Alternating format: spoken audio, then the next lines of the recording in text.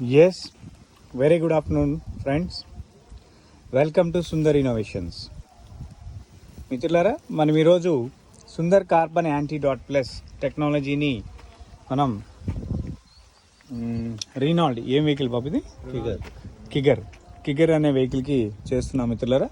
It is అనే 1000cc 1 litre petrol engine. ఇది చాలా చిన్న ఇంజన్, స్మార్ట్గా కూడా ఉంది. సో వెహికల్ వచ్చేసరికి కొంచెం హెవీగానే కనిపిస్తూ ఉంది మనకి. So at the same time ఈ vehicle new vehicle. So new వెహికల్కి మనం చేస్తున్నాం. సో సుందర్ ఇన్నోవేషన్స్లో పాత వాహనాలు, కొత్త వాహనాలు మనం చాలా విధానాలు చెప్తానే ఉన్నాం. ప్రతి వీడియోలో కూడా ఒక్కొక్క కొత్త కంటెంట్ని మీకు తెలియజేసే ప్రయత్నం అయితే చేస్తున్నాం మిత్రులారా. సో ఇప్పుడు మనం BS1 నుంచి BS6 వరకు కూడా అనేక వాహనాలని మనం చూసాం. అదేవిధంగా BS7, BS8, BS9 ఇంకా BS10 అనేది కూడా కొత్తగా మనకి రావాల్సిన అవసరం ఉంది. ఇప్పుడు అంటే ఈ విదేశాల్లోనేమో BS9 అనే టెక్నాలజీ మనకి ఇప్పుడు నడుస్తూ ఉంది. BS9 Euro 9 అంటాం వాళ్ళ దగ్గర. Euro 9 అనే టెక్నాలజీలో ఉన్నది ఏంటి, ఇక్కడ ఈ BS6లో లేనిది ఏంటంటే పొల్యూషన్ కంట్రోలింగ్, ఎకనామిక్ అంటే తక్కువ ఆయిల్ తోటి ఎక్కువ మైలేజ్ వచ్చే విధానాన్ని మనం తీసుకోవటమే కావాల్సింది. ఇప్పుడు మనం ఇంత కాంపిటేటివ్ వరల్డ్లో మనం ఉన్నప్పుడు మనకు తగిన విధంగా ఇప్పుడు న్యూ వెహికల్, లేటెస్ట్ వెహికల్స్ కూడా BS6, 6.1, 6.2 అని కొత్త కొత్త అప్గ్రేడేషన్స్ అయితే వస్తున్నాయి. అయితే నేను మీ అందరికీ మనవి చేస్తూ ఉంది ఏంటంటే, ఫస్ట్ నుంచి కూడా అది BS1 కావచ్చు, BS10 కావచ్చు, BS6 కావచ్చు, ఎనీ వెహికల్ మీరు పెట్రోల్ అనే దాన్ని ఇంధనంగా వాడుతున్నప్పుడు ఆ పెట్రోల్ ఇంజన్లో పూర్తిగా తీసుకొని మండనప్పుడు ఎంతో కొంత అన్బర్న్ ఫ్యూయల్ అయితే వెళుతుంది. అది ఎందుకు వెళుతుంది, ఎలా వెళుతుంది అనే దాన్ని మీకు ఒక్కసారి మళ్ళా ఎక్స్ప్లెయిన్ చేసే ప్రయత్నం అయితే చేస్తాను. సిలిండ్రికల్ అంటే ఇప్పుడు మనం వాడుతున్న ఇంజన్ని IC ఇంజన్ అంటారు. దీని తర్వాత ఈ ఇంజన్ పర్ఫార్మెన్స్ మనకి సరిపోవట్లేదు అని జెట్ అనే ఒక జెట్ ఇంజన్ సెక్షన్లోకి వెళ్ళిపోయాం. దాన్ని ఏవియేషన్ ఇంజన్ అన్నాం ఇప్పుడు మనం. ఆ జెట్ ఇంజన్లోనే మళ్ళీ సూపర్ జెట్ అనే కొత్త టెక్నాలజీ వచ్చింది, రోటర్ జెట్ అనే టెక్నాలజీ వచ్చింది. ఓకే, జెట్ ఇంజన్లోనే సుమారు 7-8 టెక్నాలజీలు ఉన్నాయి. అంటే దాని యొక్క విలువ ఏంటయ్యా అంటే, జెట్ ఇంజన్లో నియర్లీ 8 రకాల మోడల్స్ ఉన్నాయి. దాదాపు 85 to 98% వరకు కూడా ఫ్యూయల్ ఎఫిషియన్సీ ఇచ్చే ఇంజన్స్ ఉన్నాయి అక్కడ. అంటే IC ఇంజన్ మరి వాళ్ళందరూ విమానాలు వాటన్నిటిలో తయారు చేసే వాళ్ళు ఎందుకు వాడుకోవట్లేదు? దాని యొక్క వ్యర్థం అనేది ఎక్కువైపోతా ఉంది. ఆ వ్యర్థాన్ని తగ్గించేదానికి టెక్నాలజీ పట్ల ఎక్కువ డబ్బులు పెట్టుకొని వెళ్ళారు. ఇప్పుడు ప్రస్తుతం ఒక ఫ్లైట్కి జెట్ ఇంజిన్ ఒకటి కావాలి అంటే ఒక సుమారు 70 కోట్లు, 100 కోట్లు, 200 కోట్లు ఉంటుంది. అది అంత 200 కోట్లు పెట్టి సామాన్యుడు ఇంజిన్ కొనలేడు. కాబట్టి ఆ టెక్నాలజీని మనం మోపలేకపోతున్నాం. కాబట్టి ఇప్పుడు ఈ IC ఇంజిన్లు అనేవి సుమారు మనకి 25 సంవత్సరాల నుంచి ఇదే పద్ధతిలో వస్తూ ఉన్నాం. BS1, BS2, BS3, BS4, BS5 ఇలాంటి మోడల్స్లోనే వస్తూ ఉన్నాం. ఇంకా కొత్త టెక్నాలజీ ఏదైనా అప్గ్రేడ్ కావాలి అంటే ఇంజిన్ మోడిఫికేషనే మారిపోవాల్సిన అవసరం ఉంది. ఇంజిన్ మోడిఫికేషన్ అంటే ఇప్పుడు ఈ IC ఇంజిన్ నిర్మాణం అంతా కూడా మార్చేసే అవసరం ఉంది. ఈ మార్చేసే అవసరం దేని పట్ల చేయాలి? ఈ ఇంజనీరింగ్ ఎప్పుడో జరిగిపోయింది వ్యవస్థ. ఈరోజు కొత్తగా మనం చేయడానికి ఏం లేదు దీంట్లో. దాదాపు కొన్ని వందల సంవత్సరాల కిందటే, సుమారు 120 సంవత్సరాల కిందటే IC ఇంజన్లో అనేక రకాల ప్రాముఖ్యతలు, అనేక రకాల విలువలు మనకి టెక్నాలజీ పరంగా అప్గ్రేడ్ అయిపోయి ఉన్నాయి. కాకపోతే కొన్ని అథెంటిసిటీ అవ్వలేదు, అంటే కొన్ని టెక్నికల్గా అప్రూవ్డ్ అవ్వలేదు, కొన్ని టెక్నికల్గా అప్రూవ్ అయినాయి. అంటే ఎందుకు అవ్వలేదు? దాదాపు సుమారు మీకు తెలుసో తెలీదో 1970 కాలంలో మనకి జరిగిన వార్ సమయంలో కానీ, లేకపోతే 1860 సమయంలో కానీ మనకున్న విమానాల యొక్క సంఖ్య, విమానాల యొక్క స్పీడు, వీటన్నిటిని కూడా సుమారు 1960లో నియంత్రణ చట్టం అనేది కొన్ని సడలింపు చేసేసింది. ఆ రోజుల్లో విమానాలు చాలా అత్యధికమైన స్పీడ్ ఎవరికి వాడారు? ఆ బోర్డర్ సెక్యూరిటీ సిస్టమ్స్లో మాత్రమే వాడారు. సో ఈ లాంగ్ జర్నీ చేసే వరకు వాడలేదు. అంటే టెక్నాలజీ ఆ రోజే డెవలప్ అయింది. మనకి ఇంజనీరింగ్ పరంగా 25 సంవత్సరాలలో, 50 సంవత్సరాలలో అంత ఉత్తీర్ణత అయిన పరిధి అయితే లేనే లేదు. ఈ విషయాన్ని మీరు గూగుల్ చేసినా తెలుస్తుంది, పెద్ద పెద్ద కంపెనీలను అడిగినా తెలుస్తుంది, అక్కడ పనిచేసే ఇంజనీర్స్ని అడిగినా తెలుస్తుంది.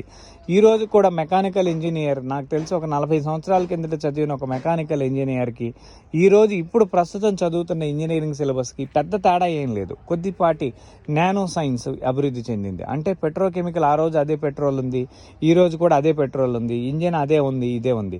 ఈరోజు కేవలం మనం ఎలక్ట్రానిక్ సెన్సార్స్ అనే ఒక విధానాన్ని పెంచుకోవడం జరిగింది. అత్యాధునికమైన టెక్నాలజీ అని చెప్పుకునే దానికి ఇంజిన్ టెక్నాలజీ అంటే ఇది మెకానికల్ పార్ట్, ఇది ఈ పార్ట్కి ఏం సంబంధించి ఏం లేదు. ఇదిగో పార్ట్, దీనికి ఒక కోడ్, ఇవన్నీ కూడా దీనికి నామ్స్ ఉన్నాయి. And at the same time దీని కంట్రోలర్ ఎక్కడ ఉంది, ఈ ఎలక్ట్రికల్ ఫంక్షన్లో ఉంది. దీని మొత్తాన్ని కూడా ఈసీఎం అనే ఒక బాక్స్ ఈ ఇంజిన్ మానిటరింగ్ సిస్టమ్ని మొత్తాన్ని కూడా ఇంజిన్ కంట్రోల్ చేస్తూ ఉంది. ఈ బాక్స్ అనే టెక్నాలజీని అప్గ్రేడ్ చేస్తూ ఉన్నాం మనం. BS1 నుంచి BS10 వరకు కూడా రేపు వెళ్ళబోయేది కూడా ఈ టెక్నాలజీయే. ఇంతకు మించి మేము చెప్తుంది ఏంటి, పెట్రోకెమికల్లో మీరు వేస్ట్ అవుతున్న ఫ్యూయల్ని మీరు ఎలా మళ్ళా తిరిగి పొందగలరు. ఒకసారి మనకి ఇక్కడ చూస్తే మీకు ఇదిగోండి ఇంజెక్టర్స్, మనకి ఈ కవర్ తీస్తే దీని కింద మనకి ఇంజెక్టర్స్ ఉంటాయి. ఎన్ని ఇంజెక్టర్స్ ఉన్నాయి అనేది కూడా మనకి తెలుస్తుంది. 3 ఇంజెక్టర్స్, 3 సిలిండర్ అనుకుంటా ఈ vehicle. So 3 cylinder exactly. So ఇక్కడ మనకి ఇగో ఇక్కడే ఉన్నాయండి చూడండి. Cylinder 1, cylinder 2, cylinder 3. ఇక్కడ మూడు ఇంజెక్టర్స్ ఉన్నాయి. ఈ 3 ఇంజెక్టర్స్కి 3 జాక్స్ ఉన్నాయి. 3 జాక్స్లో కూడా మనకి పెట్రోలియం వచ్చి ఇక్కడ ప్రాసెస్ జరుగుతుంది, అంటే ఫైరింగ్ ఛాంబర్లోకి వెళ్తుంది. సో ఈ 3 ఇంజెక్టర్ల సిలిండర్ 1000 cc అయ్యింది. దీని యొక్క వ్యాసార్థం పెరిగింది, దాని పొటెన్షియాలిటీ పెరిగింది. అందువల్లే దీని BHPని మనం పెంచుకోగలిగాం. అంటే ఇదివరకు ఏదైతే 250 అంటే ఇది 1000 cc బై 3 సిలిండర్ అంటే ఒక్కొక్కటి 330 ml ఉన్నట్టు మనకి ఇక్కడ తెలిసిపోతుంది. అంటే ఈ విధానంలో మనం ఇదివరకు 250 ml, ఇదే 4 సిలిండర్ అయితే 250 ml, 250 mlకి 330 mlకి వేరియేషన్ ఏంటయ్యా అంటే ఆ సిలిండర్ క్యూబిక్ కెపాసిటీ పెరిగి దాని యొక్క వాల్యూస్ టార్క్ కింద కన్వర్ట్ చేసుకునే విధానం ఉంది. ఇంతవరకు చేంజ్ చేయగలిగారు కానీ టెక్నికల్గా మీరు మండిస్తున్న పెట్రోలు 80% 60% మండించే విధానం అనేది ఇక్కడికి జరగలేదు. సో కాబట్టి ఇది మీరు అర్థం చేసుకోగలరని ఈరోజు నేను కొంచెం డీప్గా సైన్స్ టెక్నికల్గా మీకు చెప్పే ప్రయత్నం అయితే చేస్తున్నాను. దానికన్నా ముందరగా ఈ విధానం ఏంటయ్యా అంటే అదే మనం తయారు చేసిన ఈ సుందర్ కార్బన్ యాంటీడాట్ ప్లస్. ఇది యాంటీడాట్ అనేది ఒకటి చేసాం గతంలో. మనం 20%, 30%, 40% మైలేజ్లు మనం అనేక రకాలుగా తీసుకోవచ్చు కూడా. నిన్న మనం చూసాం దాదాపు 1,00,000 కిలోమీటర్లు పనిచేసిందండి అన్నారు. పూర్వం మేము ఇచ్చినవి ఇంజెక్షన్స్ అవి 1,00,000 కిలోమీటర్లు పూర్వమే పనిచేసినాయి. ఇప్పటికిప్పుడు కొత్తగా పని చేయడానికి ఏమీ ఆశ్చర్యం ఏం లేదు దాంట్లో. కానీ అది 1,00,000 కిలోమీటర్లు పని చేయడానికి అవసరమైన పొటెన్షియల్ ఆ రోజు ఎందుకు పెట్టాం? ఇప్పుడు ఈ వెహికల్ కొత్త వెహికల్, దీనికి ఇంత పొటెన్షియాలిటీ అవసరం లేదు. అదే పాత వెహికల్ ఇంకొక 1,00,000 కిలోమీటర్లు 2,00,000 కిలోమీటర్లు తిరిగిన వెహికల్ వచ్చింది, దానికి ఇంకా ఎక్కువ యాంటీడాట్ కావాలి. ఎక్కువ యాంటీడాట్ కావాలంటే దాని టెక్నాలజీలో కాస్ట్ పెరుగుతుంది. అందువల్లే మేము ఇది మొదటి నుంచి కూడా చాలా మార్జిన్స్ తక్కువ పెట్టుకొని, లాభాలు తక్కువ పెట్టుకొని, ఎక్కువ పొటెన్షియాలిటీ ఉంది కాబట్టి దాని మీద మేము ఎక్కువ మార్కెట్ మీద దృష్టి పెట్టాం. ఆ తర్వాత మా దగ్గర చాలామంది డీలర్స్ నెట్వర్క్ వచ్చారు. ఆ నెట్వర్క్లో వాళ్ళు ఏం చేశారంటే లాభాలు వాళ్ళకి తక్కువ వస్తున్నాయి. ఆ తక్కువ అంటే అదేం తక్కువేం కాదు. 2,000 రూపాయలు ఒక ఇంజెక్షన్ అమ్మితే 20% అంటే 400 రూపాయలు వాళ్ళకి వెళ్ళాయి. ఆ ఆదాయం కూడా సరిపోదు అన్నట్టుగా అదే 1,000 రూపాయలు 10,000 ఇంజెక్షన్ అమ్మితే సుమారు 20% 2,000 ఆదాయం. అది సరిపోదు అన్నట్టుగా కన్స్యూమర్ని మోసం చేయడానికి మేము ఇచ్చిన ఒక బాటిల్ని 4 బాటిల్ గాను 5 బాటిల్ గాను తయారు చేసుకొని వాళ్ళు ఫేక్ చేసి అమ్మటం మొదలుపెట్టారు. ఆ తర్వాత మేము వాటిని కస్టమర్ దగ్గర నుంచి తెలుసుకొని నిజాలు తెలుసుకొని వాళ్ళకి స్టాక్ ఆపేసేసి, కొంతమంది ఫేక్ చేసిన స్టాకును కూడా తప్పనిసరి పరిస్థితుల్లో ప్రజల్లోకి వెళితే అది నష్టం జరుగుతుందని వాళ్ళ దగ్గర నుంచి మళ్ళీ ఆ స్టాకును కూడా మేము రిటర్న్ తీసుకున్నాం. దాంట్లో ముఖ్యమైన వాడు విజయవాడకు చెందిన వ్యక్తి, సో అదేవిధంగా హైదరాబాద్కి చెందిన వ్యక్తి. వీళ్ళందరూ కూడా ఒక్కొక్క ప్లేస్లో కూర్చొని ఎవడికవాడే దౌర్జన్యంగా ఈ యొక్క పరిస్థితుల్ని చేశారు. తర్వాత వాళ్ళ మీద కేసులు పెట్టడం జరిగింది.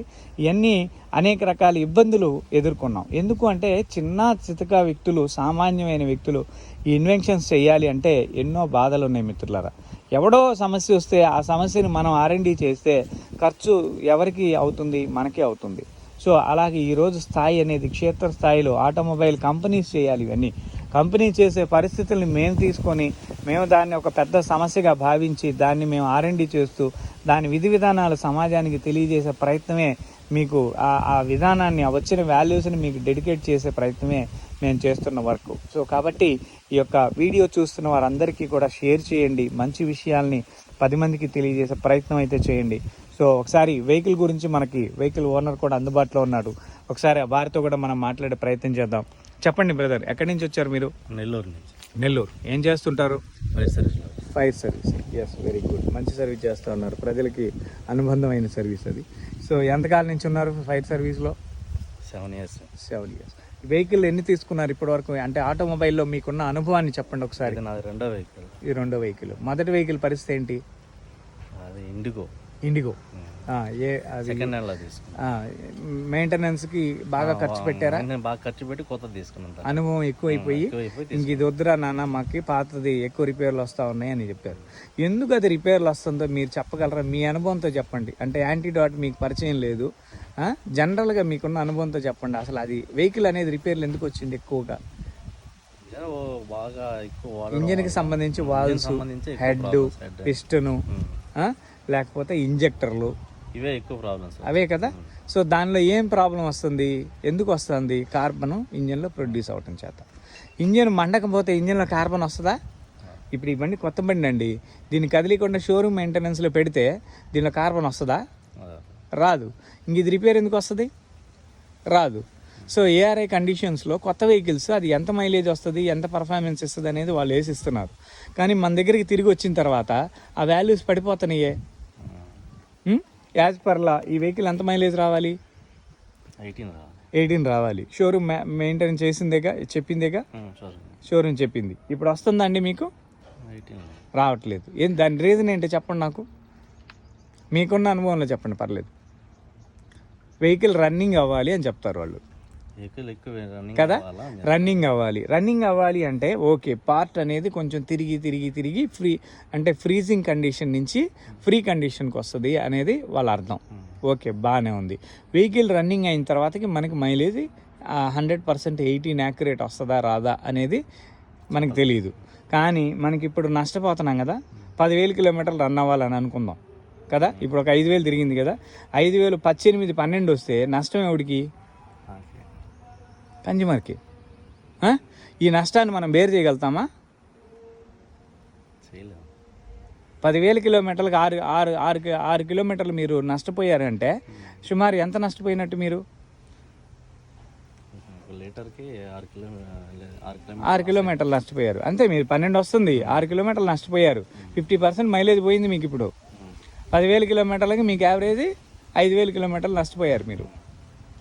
5,000 కిలోమీటర్లు నష్టపోతే 5,000 కిలోమీటర్కి ఎంత పడుతుందండి మీకు ఇప్పుడు? 10 రూపాయలు. అంటే 5,000 ఇంటూ 10 రూపాయలు ఎంత అండి? 50,000. 50,000 రూపాయలు మనం చూస్తే నష్టపోతాం. ఎందుకు? ఇది మైలేజ్ వస్తుంది, బాగా అరగాలి, ఫ్రీజింగ్ కావాలి, అది చేయాలి, ఇది చేయాలి. 50,000 నాకు ఇవ్వండి, నేను అడుగుతున్నాను, నాకేమైనా ఇవ్వగలుగుతారా మీరు? చూస్తా ఒక 50,000 ఇసిరేస్తారా మీరు? పారేయలేరే. మరి ఇక్కడ ఏమైపోయింది? ఇది కన్జ్యూమర్కి ఇబ్బంది, ఫైనాన్షియల్గా ఇబ్బందిగా. ఇప్పుడు దీన్ని ఎవరు వ్యవహరించాలి? దీని పట్ల బాధ్యత ఎవరు తీసుకోవాలి? కొన్నారు, తీసుకున్నారు, అయిపోయింది. అమ్మినోడికి సంబంధం ఏం లేదు. ఇక నాదే నీదే, నీది నువ్వే చూసుకో. ఇది మేము మొదటి నుంచే తలమొత్తుకొని చెప్పేది. కామన్ మ్యాన్కి ఒక కొత్త వెహికల్ గురించి మీకు చెప్తున్నాం. ఇంకొక ఆయన పాత వెహికల్ తీసుకొస్తాడు, ఇదే పరిస్థితి. మీ పాత వెహికల్ అనుకోండి, మీ పాత వెహికల్ సిలబస్కి అది కావాలి, ఆయనకి అదే పరిస్థితి. మైలేజ్లు అప్పుడు దాకా వస్తే ఆ తర్వాత టప్పని పడిపోతాయి, బండి పొగ వస్తూ ఉంటుంది, ఎన్విరాన్మెంట్లో పొల్యూషన్ రైజ్ అవుతూ ఉంటుంది, వెహికల్ కండిషన్ పర్ఫెక్ట్గా లేదు, అనేక రిపేర్లు వస్తూ ఉన్నాయి, ఇంజెక్టర్ల గురించి, వీటి గురించి వీడియోలు లక్షల్లో ఉన్నాయి. నాలెడ్జ్ ఇచ్చేవాడు ఎవడు? అన్నీ పర్ఫెక్ట్గా ఉంటే మైలేజ్ ఎందుకు రాదు? ఇది మేము చెప్పేది. దీంట్లో ఇప్పుడు మనం చేస్తున్న పద్ధతి ఏంటంటే, మీకు 18 కంపెనీ ఇస్తున్న ఒక పద్ధతి. ఆ 18 ఇస్తున్న తర్వాత కూడా 70% పెట్రోల్ గాలిలోకి వెళ్ళిపోతూ ఉంది, అన్కంబషబుల్ మెటీరియల్. ఆ అన్కంబషబుల్ మెటీరియల్ని కంబషన్ చేయాలంటే ఎవరు చేస్తారు? దీనికి ఏమైనా టెక్నాలజీ ఉందా? ఇది మనం కొట్టుకుంటుంది ఫస్ట్ నుంచి. 20 సంవత్సరాల నుంచి మేము చేస్తున్న రీసెర్చ్ ఇదే. ఇది ఎవరు తయారు చేయాలి? పెట్రోకెమికల్ వాళ్ళు తయారు చేయాలి, లేదా ఆటోమొబైల్ వాళ్ళు తయారు చేయాలి, లేదా మధ్యస్థంలో వీళ్ళిద్దరికి ఇంటర్మీడియట్ కంపెనీ ఎవరైనా యాన్సిలరీ యూనిట్స్ వాళ్ళు తయారు చేయాలి. ఎవరన్నా చేశారా? చాలా రకాలుగా చేశారు. పెట్రోల్లో ఈ ఆయిల్ వేసుకుంటే మైలేజ్ వస్తుంది, ఇంజిన్ ఆయిల్లో ఈ ఆయిల్ వేసుకుంటే మైలేజ్ వస్తుంది. మరి ఎడిటివ్ ఇవన్నీ కూడా ఎక్కడి నుంచి వచ్చినాయి? ఇంకొకటి టెక్నికల్ లోపంలోనేగా, అక్కడ ఏదో లోపం ఉందనేగా. మరి అది మ్యానుఫ్యాక్చరర్ ఎందుకు గుర్తించట్లేదు? ఒక సామాన్యుడికి ఈ బాధ జరుగుతూ ఉందని మ్యానుఫ్యాక్చరర్ ఎందుకు గుర్తించట్లేదు దాన్ని? వాడి వ్యాపారం వాడికి ఉంది, వాడి పరిస్థితులు వాడికి జరుగుతూ ఉన్నాయి. దాని మీద ఎవరు టెక్నికాలిటీని ప్రదర్శించాల్సిన అవసరం అసలు లేదు. నీకు నష్టం వస్తే నీ జేబులో చిల్లు పడింది, కానీ నాకేమైంది? ఈ సమస్యని మనం ప్రతి సెకను ఆలోచించాం. అసలు పెట్రోల్ ముందర ట్యాంకులో పెట్టాం, బండి స్టార్ట్ చేయలేదు, నీ పెట్రోల్ అయిపోద్దా? ఒక 6 నెలలు అట్టానే ఉంచాం, ఏమైద్ది? ట్యాంకులో సగం ఎవాపరేట్ అయింది పెట్రోల్. 6 నెలలు ఆపాం మనం బండిని, 10 నెలలు అయింది, నీళ్లు గారిపోద్ది. అంటే నీ పెట్రోల్ కూడా ఒక ఎక్స్పైరీ డేట్ ఉంది. సేమ్ నీ డీజిల్కి కూడా ఒక ఎక్స్పైరీ డేట్ ఉంది. ఈ కారుకి కూడా ఒక ఎక్స్పైరీ డేట్ ఉంది, 10 ఏళ్ళు. ఆర్టీఏ లైసెన్స్ ఎన్ని ఏళ్ళు ఇది? 15. పెట్రోల్ కారు 15 ఉందనుకుంటా, డీజిల్ 10 12 చేశారు. ఓకే, సో ప్రతి దానికి ఎక్స్పైరీ డేట్ ఉన్నట్టుగా వాల్యూస్ అన్నీ జరుగుతున్నట్టుగానే మనకు తెలుస్తుంది. ఆ విలువలు మనం పూర్తిగా పొందగలుగుతున్నామా? మనస్సాక్షిగా మనం గుండె మీద చేసుకొని ఆలోచిస్తే మనకు తెలుస్తుంది. ప్రజలు ఈ విధంగా ఆలోచించాలి. ఆలోచించరు జనాలు. ఏది చీపు, ఎవడు తక్కువగా తయారు చేస్తాడు, అది క్వాలిటీ ఉందా లేదా, లేకపోతే వాల్యూస్ ఉన్నాయా, వస్తున్నాయా, రావటం లేదా, అథెంటికేటెడా కాదా, అసలు వీడికి నాలెడ్జ్ ఉందా లేదా, వీడి దొర అనేది ప్రజలు పరిశీలించట్లా. ఏదైనా చీపుతో కావాలి. చీపు ఎట్లా వస్తుంది? చీపు ఇది సమస్య. ఈ సమస్యని మనం ఇప్పుడు ఈ నానో ఏజెంట్ తోటి, పూర్వం మనం ఏదైతే యాంటీడాట్ ఇచ్చిందో దానికన్నా హై వాల్యూస్ వస్తాయి. సో సుమారు ఈ వెహికల్ గురించి చెప్పండి. ఎంతకాలం అయింది మీరు తీసుకొని? 9 months అయింది. ఎంత తిరిగారండి? 5400. సో ఇప్పటి వరకు మీకు రికార్డ్ అయిన మైలేజ్ ఎంత అండి? యావరేజ్ 13 వస్తూ ఉంది. సో ఇది మనకి ఇంకా పూర్తి మైలేజ్ అసలే ఇవ్వటం లేదు. దానికి తోడు ఇంకా యాడెడ్ లాస్ అనేది మనకి పెరుగుతూ ఉంది. ఎస్, సో ఇదే నేను మొత్తుకుంటా చెప్తా ఉంది. BS1 లేదు, BS6 లేదు, కొత్త వెహికల్ లేదు, పాత వెహికల్ లేదు. ఏ వెహికల్కైనా పెట్రోల్కి గాలికి ఒక కెమిస్ట్రీ ఉంది. ఆ కెమిస్ట్రీని మనం బలోపేతం చేయగలిగితే ఖచ్చితంగా మైలేజ్ పెరిగింది. అది 10%, 20%, 40%, 60% అనేది బేస్డ్ ఆన్ యువర్ డ్రైవింగ్. ఆ వాల్యూస్ అన్నీ మారిపోతాయి. అదే మనం చెక్ చేద్దాం. ఒకసారి మీరు వెహికల్ స్టార్ట్ చేయండి, మనం ఒకసారి చెక్ చేసే ప్రయత్నం చేద్దాం. సో మిత్రులారా, మనం నియర్ అబౌట్ అంటే ఈరోజు మనం చాలా మంచి విషయాలు, కొత్త విషయాలు చెప్పుకున్నాం. ఈ ఎవరిని ఉద్దేశించినవైతే కాదు, కేవలం టెక్నికల్ క్లారిటీస్ మీకు ఇచ్చే ప్రయత్నం అయితే చేస్తున్నాం. అంటే యాంటీడాట్ ఏం చేస్తుంది అంటే గాలికి పెట్రోల్కి మధ్యలో అనుబంధం చేస్తుంది, కార్బన్ని క్లీన్ చేస్తుంది, ఇంజన్ స్మూత్నెస్ని చేస్తుంది. ఇలా దీంట్లో ఒక 100 రకాల మెటీరియల్ స్ట్రెంత్ అనేది ఉంది దీంట్లో. ఇవన్నీ కాకుండా ఏదో వెనిగర్ నీళ్లు కలిపి, యూరియా నీళ్లు కలిపి, ఆవు యూరిన్ కలిపి, ఇట్లాంటి ఏ పనికిమాలినన్నీ కలిపి చేస్తే ఏమొస్తుంది? ఏమీ రాదు. సో ఆ విషయాన్ని మీరు అర్థం చేసుకోగలని మనకి చేస్తూ ఉన్నా. సో వెహికల్ యొక్క నాయిస్ మనం అబ్జర్వ్ చేస్తూ ఉన్నాం. దీంతోపాటు ఒకసారి vehicle back side smell observe చేయనైనా.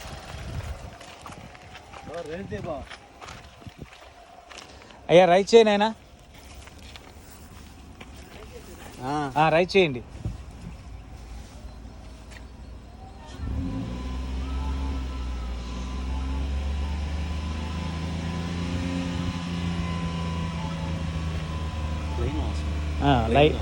Light smell వస్తూ ఉంది, లైట్ పెట్రోల్ వస్తూ ఉంది, little bit of value. Okay, so ఇది కొత్త వెహికల్ కాబట్టి మనకి ప్రాబ్లము మనకు అనిపించట్లేదు. ఇప్పుడు ఈ వాల్యూమ్ని మనం 100% మనం పొటెన్షియల్గా క్రియేట్ చేసుకోవాలి అంటే దీనికి యాంటీడాట్ టెక్నాలజీ యొక్క వాల్యూ కావాలి. అది ఎలా మనం చేయబోతున్నాం అనేది మీకు చూపించే ప్రయత్నం చేస్తాను.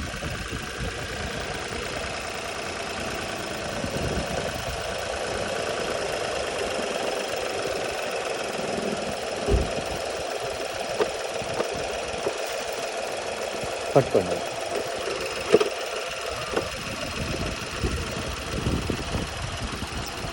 సో మిత్రులారా, మన వెహికల్ యొక్క నాయిస్ని చాలా క్లియర్గా అబ్జర్వ్ చేస్తూ ఉన్నాం. సో దీంతో పాటే వెహికల్ యొక్క వాల్యూస్ ఎలా మనకి సెకండ్ టు సెకండ్ మనకి మారతాయి అనేది కూడా మనం చెక్ చేసే ప్రయత్నం అయితే చేద్దాం. సో ఈ వెహికల్కి మనకి ఏమవుతుందంటే ఇంజన్లో ఎక్కడ మనం చేయడానికి రబ్బర్ అనేది ఉండదు. నేరుగా కంబషన్ ఛాంబర్లోకి వెళ్ళే దారిలో మనం నేరుగా ఎయిర్ ఫిల్టర్ ఊడతీసి ఈ రకంగా మనం ఇంజెక్షన్ చేయాల్సిన అవసరం అయితే ఉంది. సో మనం వితిన్ మినిట్స్లోనే ఆ ఇంజిన్ యొక్క నాయిస్ వాల్యూస్ మనం అబ్జర్వ్ చేసే ప్రయత్నం అయితే చేద్దాం.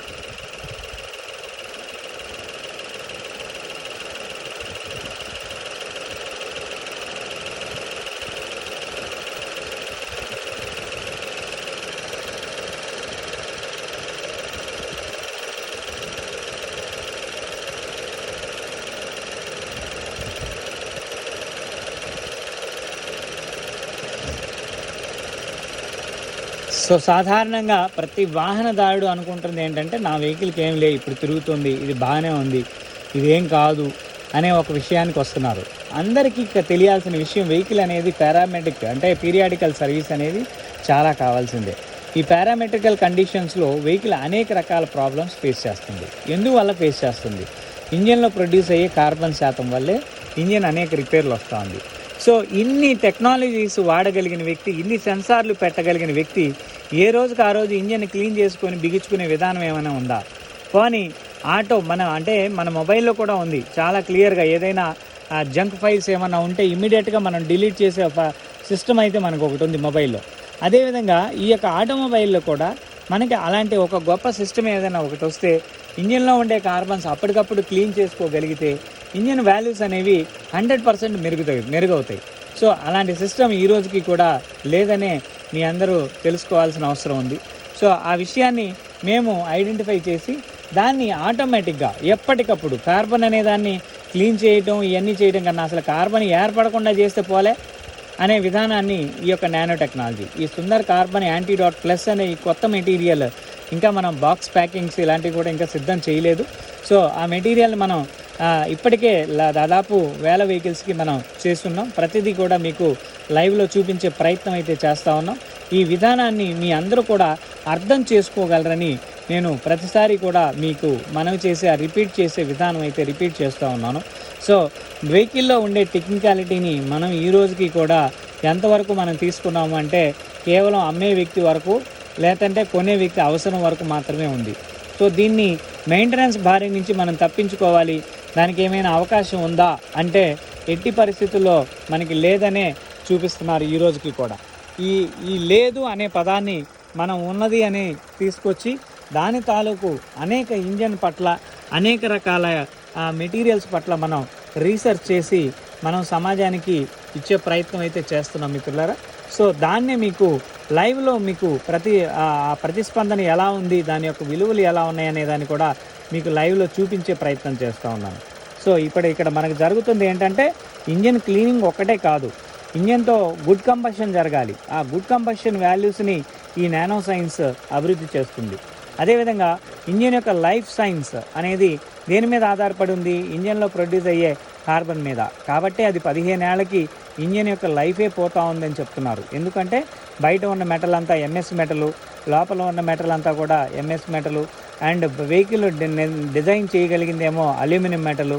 సో ఎటు నుంచి ఎటుపోయినా కానీ ఆ యొక్క వాల్యూస్ అనేవి 15 ఇయర్స్ వరకే లైఫ్ స్పాన్ ఉంది. సో దాన్ని కూడా మనం పెంచుకోవచ్చు. అసలు ఏ మెటల్ కూడా మనం వెహికల్ లైఫ్ అయిపోయేసరికి ఇంజన్ చాలా గొప్పగా ఉండి 25 ఏళ్ళు 30 ఏళ్ళు తిరిగిన వెహికల్స్ కూడా ఉన్నాయి మనకి రవాణా వ్యవస్థలో. అనేక సంస్థల రవాణా వ్యవస్థల్లో మనం వాటిని చూస్తూనే ఉన్నాం. అంటే వాటిని ఇప్పటికీ కూడా బాగు చేసుకొని ఇంకా రన్నింగ్ పెట్టుకునే పరిస్థితి అయితే మనకు జరుగుతుంది. కానీ వెహికల్లో ఏది కూడా ఇది రిపేరబుల్ కాదు అనే పరిస్థితి అయితే ఈ రోజుకి లేదు. సో కాబట్టి ఈ యొక్క టెక్నాలజీని మీరు అర్థం చేసుకోగలరని మనవి చేస్తూ ఉన్నా. మైలేజ్ని పెంచుకునేదానికి ఒక సున్నితమైన మార్గాన్ని మీకు తెలియజేస్తూ ఉన్నాం. అండ్ వెహికల్ యొక్క వాల్యూస్ని లైఫ్ని అని పెంచుకునేదానికి మీకు ఈ యొక్క సుందర్ కార్బన్ యాంటీడాట్ ప్లస్ అనేది ఒక గొప్ప మార్గం అని మీకు తెలియజేసే ప్రయత్నం అయితే చేస్తున్నాను. దానిలో భాగంగానే అన్ని లైవ్ వీడియోస్ కూడా మీకు చూపించే ప్రయత్నం అయితే చేస్తున్నాం. సో ఇది మార్కెట్లో మేము స్టార్ట్ చేసిన తర్వాత అనేక మంది ఫేక్ ప్రోడక్ట్స్ తయారు చేసి మీ అందరినీ మోసగించే ప్రయత్నం కూడా చేస్తూ ఉన్నారు. అంటే ఒక మోసం వచ్చింది అంటే దాంట్లో రియాలిటీ ఉన్నట్టు అర్థం. అంటే మోసంలో కాదు, వస్తువులో. సో కంపెనీ చేస్తున్న వస్తువుల నుంచి ఒక ఒరిజినల్ ప్రోడక్ట్ నుంచి ఫేక్ ప్రోడక్ట్లు కూడా తయారైనవి అంటే ఈ ప్రోడక్ట్లో నిజం ఉండబట్టే, ఆ వాల్యూస్ సమాజాన్ని మంచిగా చూడబట్టే, సమాజానికి మంచి విలువలు ఇవ్వబట్టే ఇవన్నీ మీ దాకా వచ్చినవని మీకు తెలియజేస్తూ ఉన్నాను. సో కాబట్టి వీటిని మీరు మంచి చెడు అర్థం చేసుకోండి. సమాజం పట్ల మీకు ఒక అవగాహన ఉంది. సో అవగాహనలో మీరు మంచి చెడులు తెలుసుకొని క్వాలిటీ ప్రోడక్ట్ కోసం మా యొక్క company official website Sundar innovations. So అదేవిధంగా మా నెంబర్స్ ఉన్నాయి ప్రతి దాని దగ్గర. మీరు ఎక్కడైనా ప్రోడక్ట్ కొనబోయేటప్పుడు ఆ వ్యక్తులతో మాట్లాడండి. మా పర్సనల్ నెంబర్సే ఉన్నాయి, మాకు ఎక్కడ డీలర్ లేరు, డిస్ట్రిబ్యూటర్ లేరు. ఉన్న వాళ్ళందరినీ కూడా అక్కడే హ్యాండ్ ఓవర్ చేసేసాం. ప్రతి ఒక్కరిని కూడా ఆపేసేసాం. కోర్టుకి కూడా హ్యాండ్ ఓవర్ చేసేసాం. సో ఇంకా కొంతమంది కావాలనే తప్పిదాలు చేస్తూనే ఉన్నారు. సో వాళ్ళని కూడా త్వరలో మీ అందరి సమక్షంలోనే ఆ నిర్ణయాలు అంటే నిజాలు నిర్భయంగా బయటపడతాయి. ఆ విషయాలు కూడా మీ అందరికీ తెలియజేసే ప్రయత్నం అయితే త్వరలో చేస్తామనే మీకు తెలియజేస్తా ఉన్నాం మిత్రులారా. సో ఇప్పుడు మనం ఈ యొక్క సుందర్ కార్బన్ యాంటీడాట్ ప్లస్ అనేది ఒక న్యూ వెహికల్ 5000 తిరిగిన న్యూ వెహికల్కి మాత్రమే మనం చేస్తూ ఉన్నాం. ఇది చేయాల్సిన అవసరం దీనికి ఏంటయ్యా అంటే మైలేజ్ అనేది యాక్యురసీగా రావటం లేదు. ఇప్పుడు 13 వచ్చే మైలేజ్ మనకి కంపెనీ 18 ఇచ్చింది. వితిన్ మినిట్స్లోనే మనకి మైలేజ్ పెరుగుతుంది. సో వెహికల్ యొక్క వాల్యూస్ పెరుగుతాయి. వెహికల్ అనేది జీవితాంతం కూడా మీకు సఫిషియంట్ సోఫిస్టికేటెడ్ వాల్యూస్ మీకు అందించే ప్రయత్నం అయితే జరుగుతుంది. సో ఇదంతా జరగాలి అంటే టెక్నికల్గా దీనికి ఏదో ఒక ఆదరణ ఉండాలి. టెక్నికల్గా వీటన్నిటికీ కూడా క్లారిటీస్ ఉండాలి. వాటినే మీకు కొన్ని సంవత్సరాల నుంచి మీకు చూపించే ప్రయత్నం అయితే చేస్తూ ఉన్నాం. ఏ రోజు కూడా మేము ఈ యొక్క అంటే రీసెర్చ్లో 100% సోఫిస్టికేటెడ్ వాల్యూస్నే మీకు పరిచయం చేశాం, కానీ ఫేక్ మెటీరియల్స్ని మేము పరిచయం చేయలేదు. చాలామంది హైడ్రోజన్ గ్యాస్ ట్యాంకులు పెట్టేసి క్లీన్ చేసే ప్రయత్నం అయితే చేస్తూ ఉన్నారు. హైడ్రోజన్ అనేది ఇంజన్ కరోజివా కాదా అనేది మీరు గూగుల్లో తెలుసుకోండి. గూగుల్ని అడగండి ఇంజన్ కరోజివా కాదా. ఇంజన్ కరోజివ్ కాకుండా ఉండేందుకే మేము ఇన్ని సంవత్సరాలు హైడ్రోజన్ని ఎలా ఇంధనంతో సరిసమానంగా చేయాలనే దానికే నానో మెటీరియల్స్కి మేము ఇన్ని సంవత్సరాలు ఆగి ఇప్పటికీ మేము కొత్త టెక్నాలజీస్ని అందుకలోకి తీసుకునే ఆ విలువలు మీకు అందిస్తున్నాం. సో కాబట్టి 10 నిమిషాలు హైడ్రోజన్ గ్యాస్ పెట్టి ఇంజన్ క్లీన్ చేసినంత మాత్రాన ఇంజన్లో ఆ విలువలు మంచి విలువలు వస్తాయా, ఎంతకాలం వస్తాయి, వీటన్నిటికీ అర్థాలు లేవు. సో కాబట్టి వాటన్నిటికన్నా తక్కువ ఖరీదులోనే మీకు ఈ నానో సైన్స్ అనేది సుమారు 1,00,000 కిలోమీటర్లు పనిచేసే విధానం మీకు ఇక్కడ పరిచయం చేస్తున్నాం. 1,00,000 కిలోమీటర్లు వచ్చిన కార్బన్ ఒకసారి పోగొట్టడానికి ఆస్కారం ఉంది, కానీ ఆ పోగొట్టిన తర్వాత అది మళ్ళీ 1,00,000 కిలోమీటర్ల వరకు పనిచేస్తుందనే మాట మాత్రం ఎక్కడా శాశ్వతం కాదు. దాంట్లో నిజం అనే దాన్ని మీరే అర్థం చేసుకోగలరని నేను మనవి చేస్తూ ఉన్నాను. సో ఇప్పుడు మనం ఇంజన్కి మ్యాక్సిమం 80% ఇంజెక్షన్ కంప్లీట్ అయింది. బాబు ఒకసారి ఇప్పుడు ఎగ్జాస్ట్ గ్యాస్ ఎలా ఇందాక ఎలా ఉంది, ఇప్పుడు ఎలా ఉంది స్మెల్ చెక్ చేయండి. ఎక్సలేటర్ ఏమి ఇవ్వద్దు.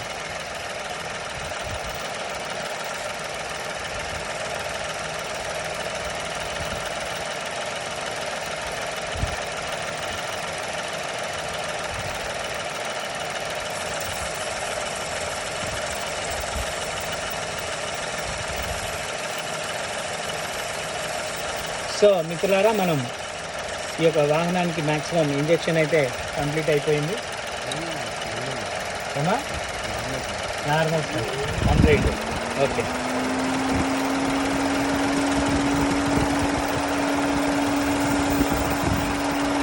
మీరు ఎక్కడి నుంచో నెల్లూరు నుంచి వచ్చారా ఇప్పుడు డైరెక్ట్గా? అంతేగా.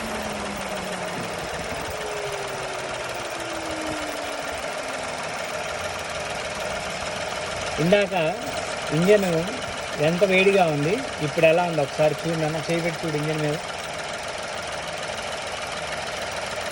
నా దగ్గరికి వచ్చినప్పుడు ఇంజన్ ఎంత వేడిగా ఉంది, చాలా వేడిగా ఉంది, కూల్గా ఉంది, చల్లగా ఉంది. ఏమైంది 10 నిమిషాల్లో? ఇంజన్ రన్నింగ్లోనే ఉంది కదా. నెల్లూరు నుంచి వచ్చేటప్పటికి ఆ వేడి ఇంకా ఎక్కువ అయింది కదా. ఎక్కువ టైం జర్నీ చేస్తాం కదా, దానివల్ల వేడి జనరేట్ అవుతుంది కదా. సో ఇప్పుడు కంప్లీట్ కూల్ అయిపోయింది. అది దాని గొప్పతనం. ఒకసారి ట్రై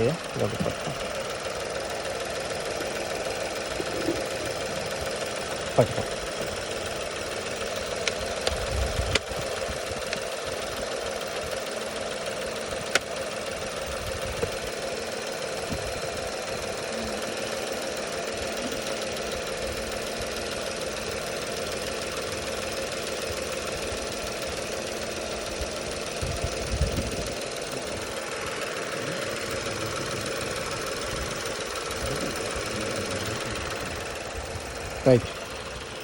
ఓకే, ఒకసారి బానెట్ వేయ్యా.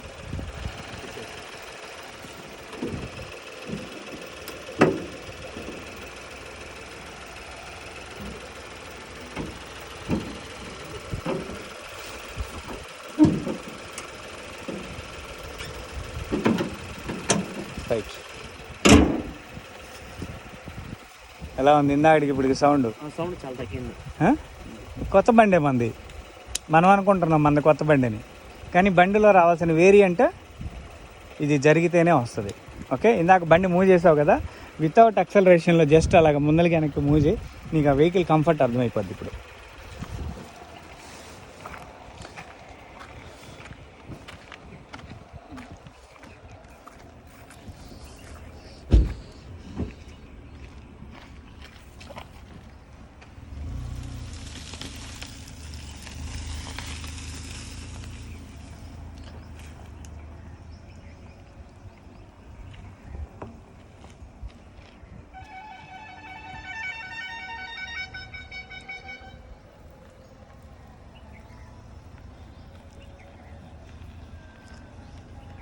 ఓకే, నేను అలా ఉంచు, మనం కొంచెం ముందర బానిచ్చి నేను పెట్టు. సో మిత్రులారా, ఇది ఈరోజు ఈ యొక్క వెహికల్కి మనం చేసాం. ఇది న్యూ వెహికలా కాదా, మళ్ళీ మీకు ఇంకా దీని మీద ఏదైనా డౌట్ ఉంటే ఒకసారి మనం ఆ మైలేజ్ని కూడా మనం చెక్ చేసే ప్రయత్నం అయితే చేపిస్తాను. సో ఒకసారి చూడండి మిత్రులారా, 5461 కిలోమీటర్ ఇప్పటికి ఈ వెహికల్ తిరిగింది. ఇది మనకి తెలుస్తూనే ఉంది, 5461 kilometre new vehicle. Okay, so మనకి ఇప్పటికీ కూడా వాహనంలో ఏదైతే వాల్యూస్ రావాలి అని అనుకుంటున్నామో వాటిని మనం తప్పించే ప్రయత్నం అయితే చేస్తాం. ఓకే, ఇది ఈరోజు లైవ్. మళ్ళీ మరొక వీడియోలో మళ్ళీ కలిసే ప్రయత్నం అయితే చేద్దాం. సో వీడియో క్వాలిటీ సరిగా రావటం లేదని లైవ్లు కట్ చేసేసి మనం రికార్డ్ చేసి మీ అందరికీ అందించే ప్రయత్నం అయితే చేస్తున్నాను మిత్రులారా. సో వీడియోని అందరూ కూడా షేర్ చేయండి, అందరికీ కూడా తెలియచేయగలరని మనవి చేస్తూ ఉన్నాను. Thank you very much. ఇదే విధంగా హైడ్రోజన్ తోటి మనం అనేక విధానాలను మనం ఎలా చేస్తున్నాం అనే దాన్ని మీకు త్వరలోనే అన్ని ప్రసార మాధ్యమాల్లో కూడా మీకు తెలియజేసే విధానాన్ని చేస్తాను మిత్రులారా. Thank you very much.